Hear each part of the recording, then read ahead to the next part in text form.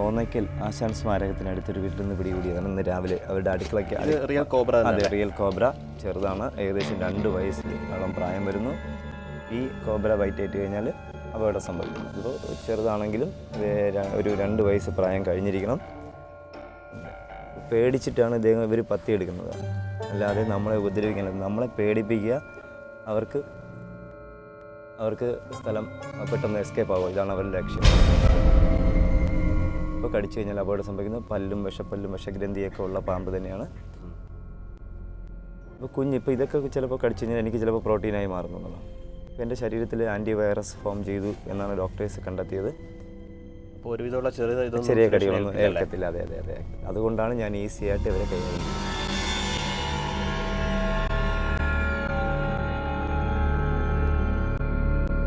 സുരേഷിനോട് അവർക്ക് അങ്ങനെ ഒരു സിങ്ക്രണൈസേഷൻ എന്നൊക്കെ പറയുന്ന പോലെ സുരേഷുമായിട്ട് ബന്ധപ്പെട്ട് നിൽക്കുമ്പോൾ വളരെ കാമാവാറുണ്ടല്ലേ? അതെ. അപ്പോൾ എനിക്ക് തോന്നുന്നു പറഞ്ഞാൽ ഇപ്പോൾ ഇവരുടെ ബൈറ്റ് ഏറ്റ് എൻ്റെ ശരീരത്തിൽ ഇവർ തിരിച്ചറിയുന്ന എന്തോ ഒരു ഹോർമോൺ എൻ്റെ ശരീരത്തേക്ക് പ്രവർത്തിച്ചു തുടങ്ങുന്നതാണ്. ഇത് തീർച്ചയായിട്ടും മറ്റൊരാൾ ഒരുപക്ഷെ ഹാൻഡിൽ ചെയ്യുമ്പോൾ ഇങ്ങനെ ആവണമെന്നില്ല, പെട്ടെന്ന് അപകടം സംഭവിക്കും. പിന്നെ ഞാൻ ഇവർ ഹാൻഡിൽ ചെയ്യുന്നത് നോവുന്നില്ല, വളരെ സോഫ്റ്റായിട്ട് മതി. ഇപ്പോൾ നമുക്കിപ്പോൾ ഒരു ഹൂക്കോ മറ്റോ ഉപയോഗിച്ച് ഇവരെ പിടിച്ചു കഴിഞ്ഞാൽ ഇവരുടെ ശരീരം വേദന ഉണ്ടാകുന്നു.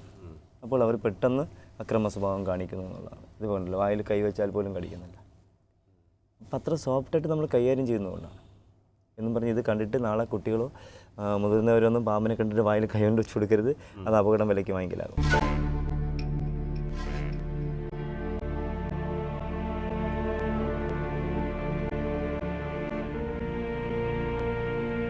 ഇവിടെ അദ്ദേഹത്തിന് കടിക്കണമെന്ന് ചിന്തയുണ്ട്. പേടിച്ചു കഴിഞ്ഞാൽ കടിക്കും. അല്ല, നമ്മുടെ പേടിപ്പിക്കാതെ സോഫ്റ്റായിട്ട് കൈകാര്യം ചെയ്താൽ ഒരിക്കലും പാമ്പുകൾ നമ്മെ ഉപദ്രവിക്കില്ല. അതുമാത്രമല്ല, ചവിട്ടാതെ ഒരു പാമ്പുകളും നമ്മളെ ആരെയും കടിക്കാറില്ല, ഒരു മനുഷ്യനെയും കടിക്കാറ്. ചവിട്ടി പിടിച്ചാൽ മാത്രമേ പാമ്പുകൾ കടിക്കാറ്. ഈ ഇങ്ങനൊരു ചൊല്ലുണ്ട് ശരിക്കും, ഈ പാമ്പിനെ ഉപദ്രവിച്ച് വിട്ടാൽ അത് ഭയങ്കര ദോഷമാണ്, സത്യമാണ്? മണ്ടത്തരമായ പാമ്പിൻ്റെ പ്രത്യേകത, പാമ്പിന് ഓർമ്മശക്തി എന്നൊരു സാധനം വളരെ മുടിനാരിൻ്റെ അത്രയും മാത്രമേ ബ്രെയിനുള്ളൂ. ആ പാമ്പിന് അത് നമ്മുടെ ആൾക്കാർ പറഞ്ഞു പരത്തിയ ഒരു മണ്ടത്തരങ്ങളായ കഥകളാണ് ഇതെല്ലാം. പാമ്പുകളെ കുറിച്ച് ഒത്തിരി കഥകളാണ്, യാഥാർത്ഥ്യങ്ങളല്ല. ഒത്തിരി കഥകൾ പറയുന്നതാണ്. നമ്മുടെ പൂർവികർ പറയുന്നത് വെളുത്തുള്ളി ഒഴിച്ചാൽ പാമ്പ് വരത്തില്ല, അത് ശരിയല്ല, ശുദ്ധമായ മണ്ടത്തരങ്ങൾ. പാമ്പിന് സ്മെല്ലെടുക്കാനായിട്ട് മൂക്കില്ലല്ലോ, അപ്പം എങ്ങനെയാണ് വെളുത്തുള്ളിയുടെ സ്മെല്ലെടുക്കുന്നത്? പാമ്പ് ആസിഡ് പവറുള്ള സാധനങ്ങളും പിന്നെ അത് കഴിഞ്ഞ് നമ്മുടെ ഉഷ്ണരക്തമുള്ള ജീവികളെയും മാത്രമേ പാമ്പുകൾക്ക് നാക്കുകൊണ്ട് സെൻസ് ചെയ്യാൻ കഴിയും. പാമ്പിൻ്റെ എല്ലാ സെൻസിങ്ങും നാക്കുകൊണ്ടാണ്. സെൻസിങ് ഓർഗൻ എന്നൊരു സാധനം പാമ്പിനുണ്ട്, പക്ഷേ അത് നാക്കുമായിട്ടാണ് കണക്ട് ചെയ്തിരിക്കുന്നത്. നാക്കുകൊണ്ട് മാത്രമേ പാമ്പിന് എല്ലാ സെൻസിങ്ങും, അതോ സ്മെല്ലെടുക്കാൻ കഴിയില്ല. ഉഷ്ണരക്തമുള്ള ജീവികളെയും ആസിഡ് പവറുള്ള മണ്ണെണ്ണ, പെട്രോൾ, ഇങ്ങനത്തെ സാധനങ്ങളൊന്നുമില്ല. പാമ്പ് സ്ഥിരം വരുന്ന സ്ഥലങ്ങളിൽ മണ്ണെണ്ണ സ്പ്രേ ചെയ്ത് കഴിഞ്ഞാൽ പാമ്പ് സ്ഥിരം വരുന്ന സ്ഥലങ്ങൾ പാമ്പുകൾ ഭക്ഷണം തേടി വരുന്ന പാമ്പുകൾ സഞ്ചരിക്കാതിരിക്കും. അപ്പോൾ എന്തെങ്കിലും ജീവികൾ ഓട്ടിച്ചുകൊണ്ട് വരുന്ന പാമ്പുകൾക്ക് മണ്ണെണ്ണയൊന്നും പ്രശ്നമില്ല. ജീവഭയമാണ് ഭൂമിയിൽ ഏറ്റവും വലുത്, ഓടിയങ്ങ് കയറി പോകുന്നത്. വെളുത്തുള്ളിയും പാമ്പോട്ട് ഒരു ബന്ധമില്ല. അതൊക്കെ മണ്ടത്തരങ്ങളായ പൂർവികരായ ആൾക്കാർ പറയുന്നുണ്ടായിരുന്നു. 4 മണിയാകുമ്പോൾ നമ്മളെ വീട്ടിൻ്റെ പരിസരങ്ങളിൽ മരിച്ചിന് കട്ടിൻ്റെ മണമുണ്ടാകുന്നു, അത് നമ്മുടെ അണലി വന്ന് വായും തുറന്നിരിക്കുകയാണ്. അപ്പോൾ എനിക്ക് നാട്ടുകാരുടെ നമ്മളെ ജനങ്ങളോട് ചോദിക്കാനുള്ള ഒരേ ഒരു കാര്യമാണ്, നമ്മുടെ അണലികൾ എന്താണെന്ന് വാച്ച് കിട്ടിയിട്ടുണ്ടോ 4 മണിയാകുമ്പോൾ ഒന്ന് വായും തുറന്നിരിക്കാനായിട്ട്? അതൊരു ചെടിയാണ്. ഭൂമിയിലൊരു ചെടികൾക്ക് മാത്രമല്ലേ മണം പുറത്ത്, പൂക്കൾക്ക് മാത്രമല്ലേ മണം പുറത്തു വിടാൻ കഴിയും. അതൊരു ചെടിയാണ്. പൂർവികരായ ആൾക്കാരോ അമ്മമാരുടെ പെമ്മക്കളെ പ്രൊട്ടക്റ്റ് ചെയ്യാൻ വേണ്ടി ലൈറ്റ് വെട്ടമൊന്നും ഇല്ലാത്ത കാലഘട്ടങ്ങളിൽ പറഞ്ഞിട്ടുള്ള കഥകളാണ്. അതല്ല, ഒത്തിരി കഥകളാണ് പാമ്പിൻ്റെ പറയാൻ. ഒട്ടേറെ മിഥ്യാധാരണകൾ പൂർണ്ണമായിട്ടും മിഥ്യാധാരണകൾ തന്നെയാണ് പാമ്പുകളെക്കുറിച്ച്. ഇത്രയും ഞാൻ പഠിച്ചിടത്തോളം ഇത്രയും ഇപ്പോൾ 25 വർഷം കഴിയുന്നു. ഞാൻ പഠിച്ചിടത്തോളം ഇത്രയും കാലം ഇത്രയും സാധുവായൊരു ജീവി ഭൂമിയിൽ വേറെ ഇല്ല എന്നുള്ളതാണ്. എന്നുവെച്ചാൽ ഒന്നിനെയും ഉപദ്രവിക്കണമെന്നുള്ള ചിന്ത അവർക്കില്ല. ചവിട്ടി പിടിച്ച് നൊന്താൽ മാത്രമേ പാമ്പുകൾ കടിക്കാറുള്ളൂ. പിന്നെ നമ്മളെ പ്രത്യേകത, കേരളത്തിൽ 2 പേരാണ് ധാരാളം പാമ്പ് കടി കിട്ടുന്നവർ. അപ്പോൾ അവരുടെ പ്രത്യേകത, അവരിപ്പോൾ വരുമ്പോൾ അവരൊരു ബിജു എന്ന് പറയുന്ന ഒരാളുണ്ട്, കോട്ടയത്തിൽ ഓമന എന്ന് പറയുന്ന ഒരാളുണ്ട്. പക്ഷേ അവർ 2 പേരെയും പാമ്പ് ധാരാളം കടിക്കുന്നത് വിഷപ്പാമ്പുകളല്ല കടിക്കുന്നത്.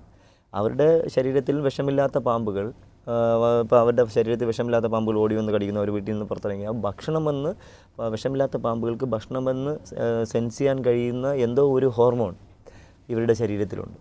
അതുകൊണ്ടാണ് ഇവരെ പാമ്പുകൾ ഓടി വന്ന് കടിക്കുന്നത്. ഭക്ഷണമെന്ന് ധരിച്ചാണ് വന്ന് കടിക്കുന്നത്, അല്ലാതെ ഒരിക്കലും പകയോടെ പാമ്പുകൾ പെരുമാറുകയല്ല.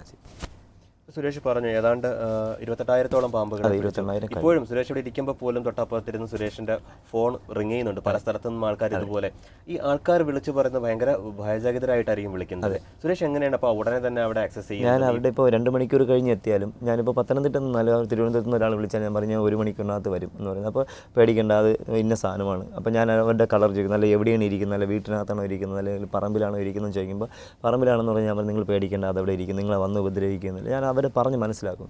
അപ്പോൾ അവർക്കൊരു ധൈര്യമാവുന്നു. ഇപ്പോൾ 1 മണിക്കൂർ, 2 മണിക്കൂർ, 5 മണിക്കൂർ വൈകിയാലും അവർക്ക് പ്രശ്നമില്ല, അവർ കാത്തിരിക്കുന്നു എന്നുള്ളതാണ്. അപ്പോൾ അവർക്കൊരു പറഞ്ഞ് ധൈര്യം കൊടുത്തതിന് ശേഷം ആ സ്ഥലത്തേക്ക് പോകുന്നു.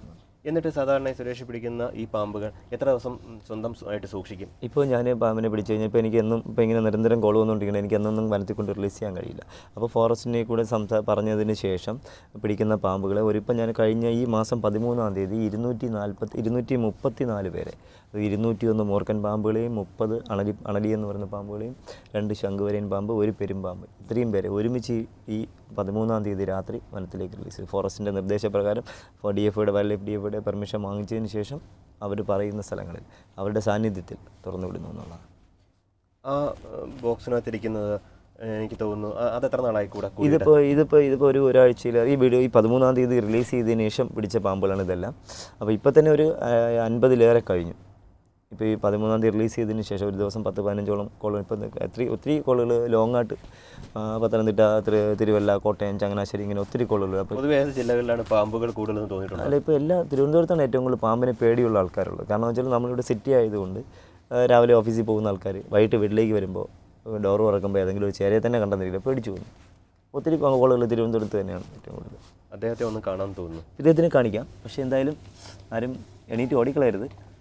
ഇതൊരു വലിയ പാമ്പാണ്, കുറച്ചൊന്ന് ശ്രദ്ധിക്കണം തോന്നുന്നു. ശ്രദ്ധിക്കാം. അപ്പോൾ എണീറ്റ് നിന്ന് മാത്രമേ എനിക്കിതിനെ കാണിക്കാൻ കഴിയൂ. എന്നെക്കാളും നീളമുള്ള ഒരാളാണ്. അപ്പോൾ നമുക്ക് എന്തായാലും ഇദ്ദേഹത്തിനെയൊക്കെ മാറ്റി വയ്ക്കാം.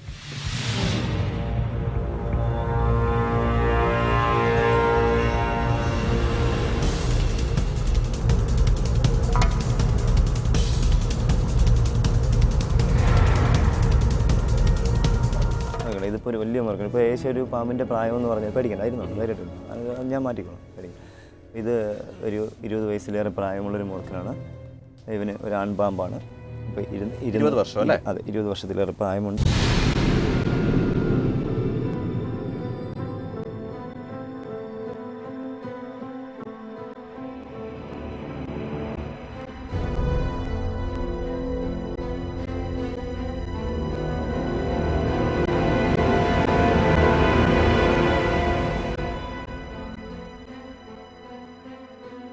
ഇത് പോയിസണസ് അല്ലേ? അതെ, ഫുൾ ഗ്രോത്തിൽ.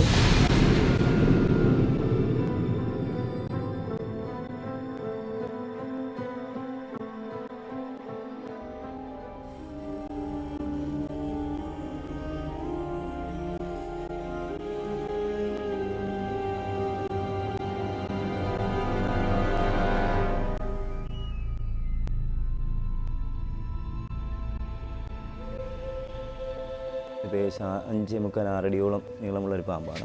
സാധാരണ പാമ്പാട്ടികളൊക്കെ കൊണ്ടുവച്ച് കളിക്കുന്ന പാമ്പിനെ അവർക്ക് ഈസിയായിട്ട് കളിക്കാൻ, കാരണം വെച്ചാൽ പാമ്പിൻ്റെ വിഷഗ്രന്ഥി ഇരിക്കുന്നത് ഈ തലയുടെ പുറകിലാണ്. ഈ തലയ്ക്ക് ഈ കനം കൂടി ഇരിക്കുന്ന സ്ഥലം. അപ്പോൾ അത് അവർ ചെയ്യുന്നത് വെച്ചാൽ അത് ആ ഗ്ലാൻഡ് എടുത്ത് കളയുന്നു. കളഞ്ഞതിന് ശേഷം പല്ല് പറിച്ച് കളയുന്നു. പിന്നെ അത് കഴിഞ്ഞ് രണ്ടാമത് ചെയ്യുന്നത് വായി കുത്തി കെട്ടുന്നു. നമ്മളിത് ഫുള്ള് പിടിച്ച ഉടനെ എഫക്റ്റ് ചെയ്ത് ഫുൾ എഫക്റ്റിൽ ഫുൾ ഗ്രോത്തിൽ ഫുള്ള് പോയിസനോടുകൂടി കൊണ്ടുവന്നൊരു പാമ്പാണ്.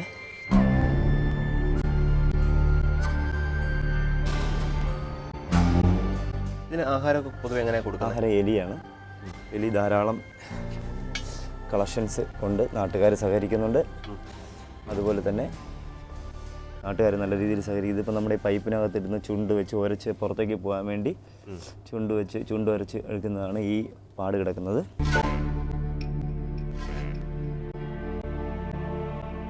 ഇതിനൊക്കെ ഇപ്പോൾ എത്ര വെയിറ്റ് വരും? ഇതിനിപ്പോൾ ഒരു കിലോയ്ക്കകത്തുള്ള വെയിറ്റേ വരുന്നു. കണ്ടു കഴിഞ്ഞാൽ ഇതൊരു നല്ല വെയിറ്റായിട്ട് തോന്നുന്നു. 1 കിലോയ്ക്ക് താഴേക്ക്. പാമ്പിൻ്റെ ശരീരത്തിൽ മാംസം കുറവാണ്, അപ്പോൾ കാണുന്ന ബോഡിക്ക് അനുസരിച്ചുള്ള വെയിറ്റ് ഉണ്ടാകും. പെരുമ്പാമ്പിന് മാത്രമേ കാണുന്ന ബോഡിക്ക് അനുസരിച്ചുള്ള വെയിറ്റ് ഉണ്ടാകും. ഇദ്ദേഹത്തിന് അത്രയും വെയിറ്റ് ഉണ്ടാകത്തില്ല, മറ്റൊരു പാമ്പുകൾക്ക് ഇത്രയും വെയിറ്റ് ഉണ്ടാകും. പൊതുവേ ഇപ്പം ഇതിന് ചിലപ്പോൾ സുരേഷ് പിടിക്കുമ്പോൾ തന്നെ ചിലപ്പോൾ എന്തെങ്കിലും ചതവുകളൊക്കെ ഉണ്ടാവുമല്ലോ, സ്വയം അത് ഞാൻ ചികിത്സിക്കാറുണ്ടോ? തന്നെയാണ് സ്വയമായിട്ട് ചെയ്യും. വലിയ ക്രിട്ടിക്കലാവുന്ന മുറിവുകളുണ്ടെങ്കിൽ മാത്രമേ ഡോക്ടറുടെ സഹായം തേടാറുള്ളൂ. അല്ലെങ്കിൽ എല്ലാ ട്രീറ്റ്മെൻറ്റും ഞാൻ തന്നെയാണ് ചെയ്യുന്നത്. പിന്നെ ഇതിനെ നമുക്ക് കൂട്ടിലേക്ക് കയറ്റാം.